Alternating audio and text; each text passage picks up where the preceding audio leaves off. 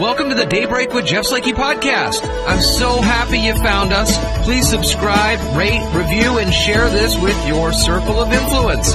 It's a collection of the interviews, news, and conversation during Daybreak with Jeff Slakey on I-Fiber One News Radio, KMAS, weekdays from 6 to 9.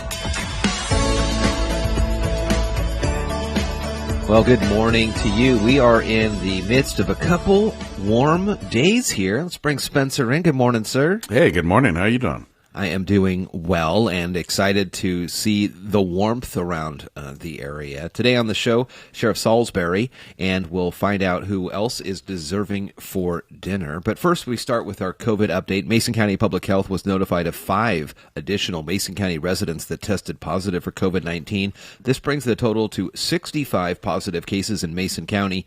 2 cases are direct contacts of a previous positive case in the county. 1 is a direct contact of a positive case outside Mason County.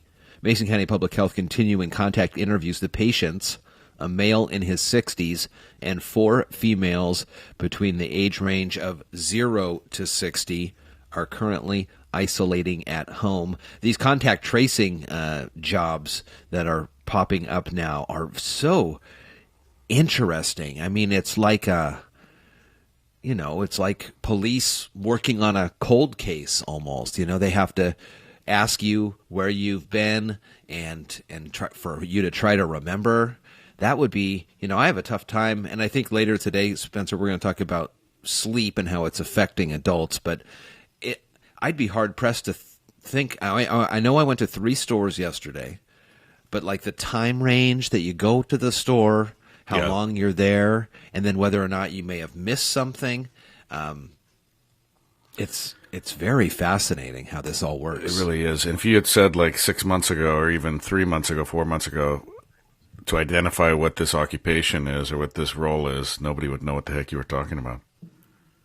Not the average person. Very limited contact tracers before, I guess, the end of March when we started to think about this. I don't know if it's a conscious thing or if I realized I'm doing it and then I'm just going to continue to do it. But and I don't even know if this is a possibility, but, I'm paying with a card everywhere I go, and I normally do. But my thought is, I guess, if someone gets exposed to COVID and they are in the same general area as I was at the same time, if there's that record that I was at the store, is that how... yeah, they probably trace everything already. If the police were investigating, the tracers get to you? I'm wondering, like if the police were investigating you, the first thing they'd do is look at your transactions probably, because everybody usually swipes plastic. They'd run a list or run a report of who was at that store maybe in that time frame. I don't even, you're right. We don't know anything about these positions other than they are fascinating and very important to understanding this virus, this pandemic that we've got going on here. Yeah, and I just wonder how, there's not going to be, I get we're in America and people enjoy their freedoms. So the adoption of a contact tracing app that kind of follows you around and lets you know if you are in a hotspot, half the population's not ever going to do anything like that. No, isn't that called Google though? Or I'm just kidding. Facebook? Yeah, really. I keep getting these messages from people saying, Facebook's tracking your every move. And I go, it's probably very boring for them. I don't care what they... Yeah. What does Mark Zuckerberg want to know where I am for? Oh, boy. Mason PUD 3 commissioners, Squaxin tribal leaders, and representatives of Taylor Shellfish formally dedicated PUD 3's new Taunton substation in southeast Mason County. The substation will help the PUD better serve the growing appetite for power in southeast Mason County, beginning with commercial and residential activity for the Squaxin Island tribe. Expanded facilities at Taylor Shellfish will also benefit from greater capacity and reliability created by the substation. Total project cost was $3.9 million. The project costs were covered in part by capacity fee contributions from the Squaxin Island tribe. PUD3 is covering 40% of the cost because of the benefits that the new substation provides in reliability and handling increased power needs. Substation construction began August of last year. The substation was completed in February and underwent testing before the PUD started feeding customers with electricity from the facility in early June. On Monday, contractor crews working for WSDOT scheduled to restore traffic to a rebuilt portion of Shelton-Matlock Road adjacent to 101. Travelers should expect up to 15-minute delays. Crews are making this change. Travelers have used a temporary bypass road around the construction zone since April. I went through there yesterday. I know you did as well. The temporary bypass road has allowed crews to install a large concrete structure that will carry a realigned Coffee Creek under the Shelton-Matlock Road. Traffic shift could be rescheduled, though, due to weather. WSDOT's web pages have information on that. And you've had a great bird's eye view of this project as you travel past there most days, and it is a fascinating all the work they're doing down in that gully. It really is. When you look down into the creek itself where the water is going to flow, you see tree stumps. It's all calculated. I've talked to some of the people working there, and it's unbelievable. I mean, these things aren't just randomly put there. They're put there based on science and how the water's going to travel and how the salmon will. They're basically directing the fish exactly the way they need to go along this creek. Wow. It's unbelievable. Wow. It's really a lot of thought. Obviously, a lot of money and energy went into it, but just a lot of thought behind how to do this for the salmon's travels and stuff. It's pretty incredible. Today on the show again, Sheriff Casey Salisbury and our Sheriff Sit Down presented by our great friends at Our Community Credit Union. And coming up, we'll find out who's deserving for dinner today and check in on the weather. It's all here on Daybreak. From the iFiber One News Radio studios, you're listening to Daybreak. Good morning once again. Jeff Slakey and Spencer Hughes here on the Daybreak Show, AM 1030 and FM 1033. Morning, Spence. Hey, good morning. What's going on? Well, a couple weeks ago, we started talking about our Deserving for Dinner contest with Eric Inesco and the Bayshore Texaco and the Hillcrest Shell, and he bought a bunch of gift cards to the Strip, and we have been giving out a couple a day for the last week and a half or so. We have just about all the nominations that we can handle right now, and we've got two more for today. Who's the first one up? Well, we have Diane, who is nominating Mary. She says, I am privileged to call Mary a friend for so many reasons. A call for help by a hoarder living in trash and filth had Mary springing into action. She and her husband brought a trailer, led the work crew, taking on the filthiest jobs and hauling off load after load of trash, working until the home was clean and organized. That's a tough job when you see these TV shows and stuff going into these houses. Mary learned of a friend who was without heat in the winter. She and her husband arrived with a load of wood. If there's a special occasion, Mary bakes and decorates beautiful bakery-quality cakes. If you need a boost, Mary makes you chocolates like you'd purchase at a fine chocolate shop. Mary supports our TOPS chapter in many ways. She creates educational word search puzzles every week. She's created a tracking system to be sure everyone receives the recognition they've earned. She's inventoried chapter supplies and tracks award finances. She's been a dynamo fundraiser to assure everyone can go to the rallies.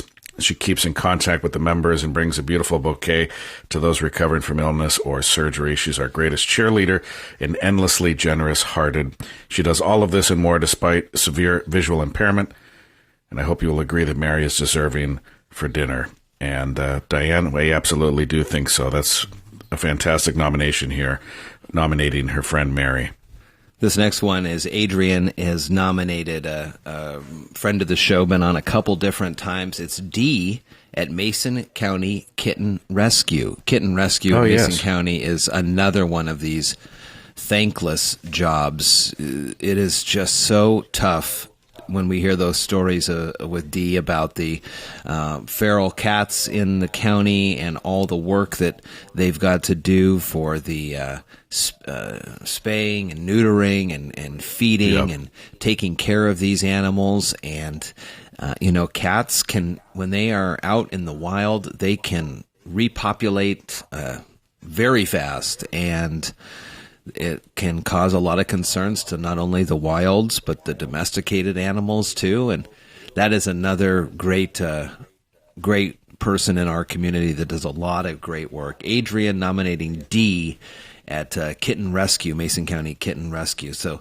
2 more wonderfully deserving for dinner nominations here this morning on the Daybreak Show. We'll continue on with those. We have just a handful left. It's been a fun contest. If you see Eric Anisco out and about around town, give him an air high five. Don't give him a real high five, or give him a thumbs up or something for the great work he did there. It was a fun contest to get involved with.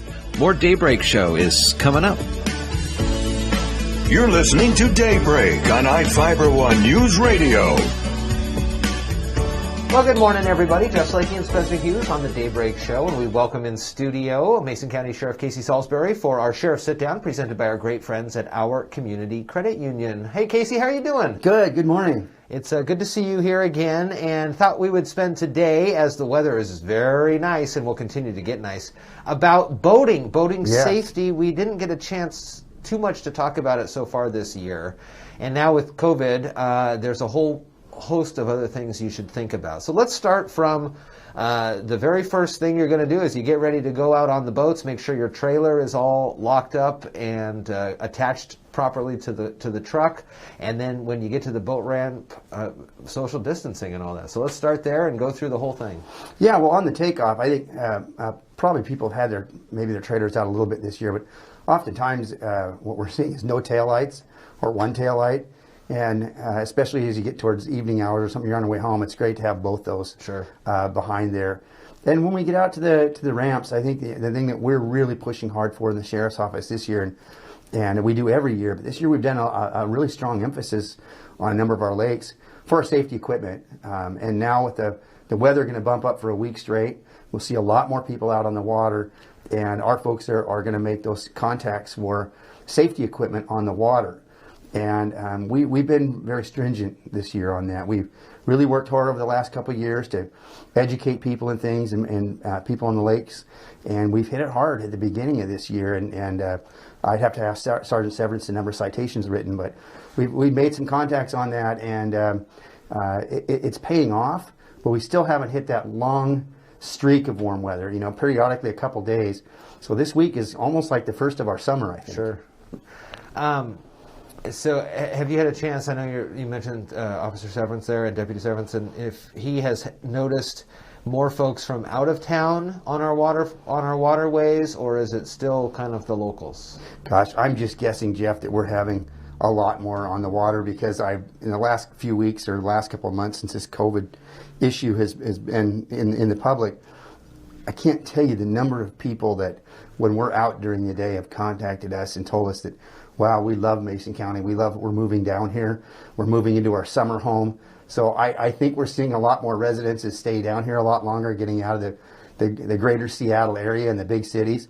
And a lot of people seem to be telling us, at least a number of them, that Chief Sperling and I have been out on the town, people telling us that they're more permanently staying down here. They like the environment, the less traffic, and staying away. Lots of cars then, both on the North and South Shore roads. Yeah, there's another issue that both those roads that you've been out there, both of them are very curvy roads. They have not been a lot of improvements to them in years. There's nowhere to move to the right because it goes into the water and the banks on the left. So they're very curvy, and if you notice on the South Shore especially, there's been those speed monitoring devices. Yeah. And because over the years, people have to park right on the edge of that road, and some of those houses, and the roof of the houses is right on the edge of the road too. And the residents out there have really wanted that traffic controlled, and as we see increased people, a lot more traffic. The State Patrol and our office has worked real hard out there to control that, and I know it's been tough for the patrol just to get people to slow down. And when you're pulling a trailer and you've got the state park out there, the Tawana State Park, and people moving back and forth, we really ask that people watch their speed on both the North and the South Shore. When you get onto the actual water, you got to make sure you have life vests for all folks that are on the boats. And I know the North Mason Regional Fire Authority has, over the years, had some great opportunities for folks to come and grab a life jacket if they forgot it, next to those pieces of water, and that's got to be a great program for those folks, because you may drive a half hour and you go, well, I'm not driving back, we're just going to risk it. You don't want to risk it. I'll tell you something, Jeff. I don't anymore. I dove on the rescue dive team for Thurston County for many, many, many years, and been on the river searching for people that drown in the lakes, out in the salt water. The one thing that I see constantly that I hope that people really watch, especially with smaller children, is I should have brought one in for you. Maybe Trev can bring one in. We'll show you. Life vests, especially, there's a lot of them for smaller children that have a crotch strap on them. Yeah. And it goes underneath and it locks them in. So if a person gets knocked unconscious or something, don't slide out the bottom of that life jacket, and not wearing them properly, too loose. You have to tighten down to where you can't breathe in them. But if you tighten them down enough, so where the likelihood of you coming out. But when people become unconscious, especially or you have a little child in there, they're very agile. They're very limber compared to what we are, and they can slide out through the bottom of those. And I've seen some of these things that are very concerning when I see other places where kids are in the boat without proper life vest of the right size. And I especially think that having those crotch straps on those are especially important for small children. Yeah, snug, kind of like wearing a bike helmet. Yeah, so maybe we get Sergeant Severance on here and talk a little bit and bring a couple of those in and show you what the differences are. But especially with kids, one of the rules that we had, and it seemed odd for a lot of people, is we had a rule that if we were in 10 feet of a body of water on the dive team and we weren't in dive gear, that you'd be in a life jacket. And oftentimes you'll see the dive teams out there with their dry suits on and you're still in your life jacket, because you can be out in a river and it can be very, very shallow in a spot, and go out there just a little ways and you can have a quick drop, or the rapids can be very smooth and you just drop a little ways, there's a quick rapid, and then you're back into trouble again. And the life jackets work tremendously well in most circumstances. Mason County Sheriff Casey Salisbury during the Sheriff Sit Down, presented by our great friends at Our Community Credit Union. Good advice as the warm weather is finally upon us. Yes. And so we'll see a lot more folks out on the waterways. Thank you, Casey. Thank you. From the I-Fiber One News Radio Studios, you're listening to Daybreak. Good morning to you once again. It is the Daybreak Show. Is it a good morning? How you feeling, Spencer? How are you? I'm doing all right. One cup of coffee down. The sun's popping up, and it looks like a beautiful day today. Things have changed, obviously, since the middle of March when coronavirus hit the shores of America as far as we know. Things have changed in the sense that lots of folks are now finding themselves working from home, or have been predominantly working from home, either because of school needs, childcare needs, or even the fact that your office job has mandated that you stay at home and work from home. There are industries, of course, that didn't have to change as much, and I'm specifically thinking of food service. They have been out there on those front lines. Healthcare has been for sure out there on the front lines, first responders and things like that. Studyfinds.org has a new study out, Sleepy America. 60% of adults say they're more tired than ever before. We shared this, too, on our Facebook page for the radio station. So if you're tired or you got a comment on that, please put something there. What are we seeing on this Sleepy America survey? They found that nearly 70% of those surveyed agree that their sleeping habits have become quite inconsistent during the pandemic. 63% think their sleep schedules might be permanently ruined by the pandemic. And what's interesting with this, I mean, what's interesting with this is, are you kidding me? Well, what's interesting with this is that Permanently ruined. I know businesses have been destroyed, families have been lost, but it's their sleep that they blame it on. But this is all preventable, I think. I don't really have a whole lot of sympathy because, okay, let's say you don't have your... So the argument here is that people are binge watching TV later into the night because it used to be you'd say, okay, boy, I got to get up at 4 tomorrow to get on the road at 5 and get to work by 5:30 or 6 or whatever. Sure. And now what they're saying is you clock in from home at like 8 or 9 o'clock, presumably. So get that extra sleep, right? I mean, who's stopping you from going to bed at a regular bedtime? I mean, no one's saying to watch Netflix all night just because you could sleep in a little bit more. So a lot of this seems to be self-imposed, people going to bed later and not making up that extra time for sleep when they could be, I guess. So I agree with you on this binge watching thing. I will say there could be, and maybe this is the other whatever percentage, 30%, their sleep has been impacted because of the stressors involved with what's going on right now. I can fully understand that people are tossing or turning, business owners looking to figure out how to keep their employees employed, their doors open. But if you're just staying awake to watch another episode of Unsolved Mysteries, which, by the way, is awesome,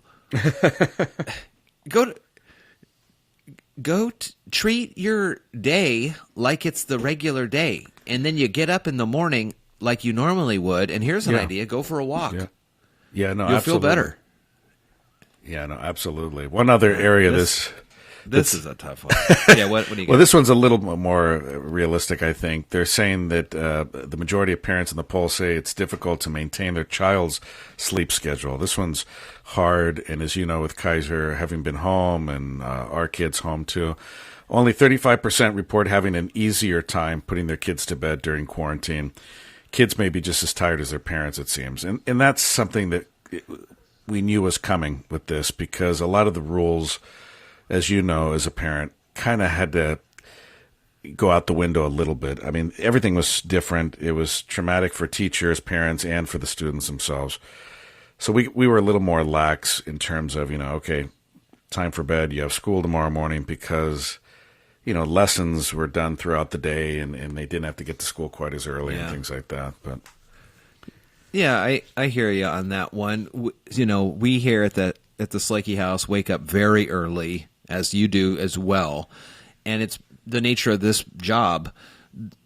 Kaiser goes to bed about the same time we do, so then our concern was, boy, he's going to be up at 5, 6 in the morning, and we're going to have to figure out something to do with him while we're still working during summer. So yeah, you're right. Let him stay up a little later at night. He can read, listen to a book, or play a video game or something, and he's in his room. He goes to bed at 8, but he's awake, I think, until 9 or 9:30, dinking around. And that helps him sleep in the morning. So Steph and I can get our work done if we're working from home that day. Sure. I think the other thing too on this sleep that people are not thinking about is not they're sleepy, they're not tired, they're lethargic. We're trying to deal with all this that's going on, and that is putting in a huge amount of stress on our bodies that we're not going to be really even cognizant of for months down the road. Yeah. No, I think you're absolutely right.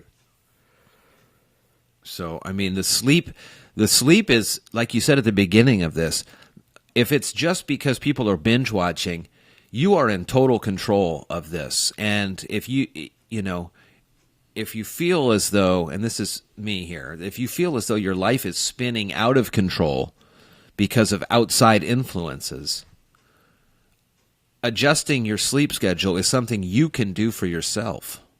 Yeah, and that's why I'm not a big fan of these. Take back a little bit of that power. Oh, yeah, absolutely. And that's why I'm not a big fan of schools that are, they say for compassion for teenagers, they want to start high school like at 9 a.m. instead of 8 a.m. or things like that. But the kids are not going to absorb that extra hour of sleep. They're just going to play video games an hour later knowing they get up an hour later. I mean, if kids wanted their sleep, they'd be getting it now, right?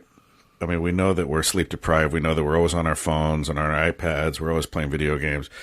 So this idea that if we just start school later, kids will have more sleep and they'll perform better, presumably, I think is silly, because they're just going to take advantage of that the same way Americans are during the quarantine. They know that the alarm's not going to go off at 5 a.m., so they watch a couple extra episodes on Netflix. We will, as humans, I believe, always lean towards easy. And it's exactly what you said.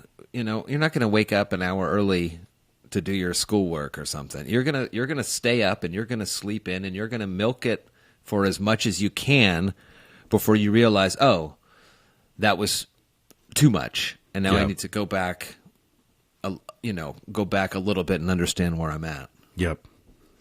I think so. Well, I'm tired. Take a break. More Daybreak Show coming up. Thank you so much for listening to today's Daybreak with Jeff Slakey podcast. Again, I'm so happy and honored you found us and chose to listen.